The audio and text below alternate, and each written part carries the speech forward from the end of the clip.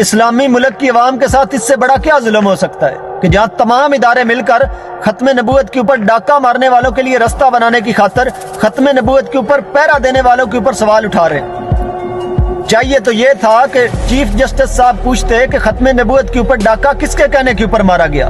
لیکن موصوف سوال کر رہے ہیں کہ ختم نبوت کے اوپر پہرا کس کے کہنے کے اوپر دیا گیا۔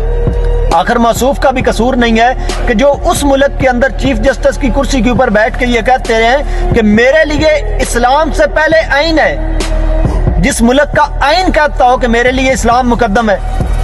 اور اگر آپ کے لیے اسلام سے پہلے آئین ہے تو آرمی چیف صاحب سے ملنے کے بعد نگران وزیر اعظم اسی دروازے کے سامنے کھڑے ہو کے کہتے ہیں کہ ہمارے لیے قادیانیوں کے کباڑ خانے جن کو آئین کے مطابق کافر ڈکلیئر کیا گیا ہے اور ان کو مساجد کی شکل میں بنانے کی اجازت نہیں ہے، موجودہ نگران وزیر اعظم صاحب کہہ رہے ہیں کہ ہمارے لیے ان کے جو آئین کے خلاف کباڑ خانے ہیں ان کی پروٹیکشن ہے میں۔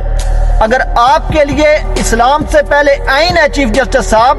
تو آپ کے موجودہ وزیر اعظم صاحب آئین کے خلاف جا رہے ہیں اور آپ کے موجودہ آرمی چیف صاحب سے ملاقات کے بعد یہ بیان دے رہے ہیں۔ آپ کہاں سوئے ہوئے ہیں جناب محترم؟ اگر آپ نے نواز شریف صاحب کو کرسی پر بٹھانا ہی ہے تو یہ الیکشن والے چکر کی کیا ضرورت ہے؟ پارٹیوں پر پابندیاں یا پارٹیوں کو کھڈے لگانے کی کیا ضرورت ہے؟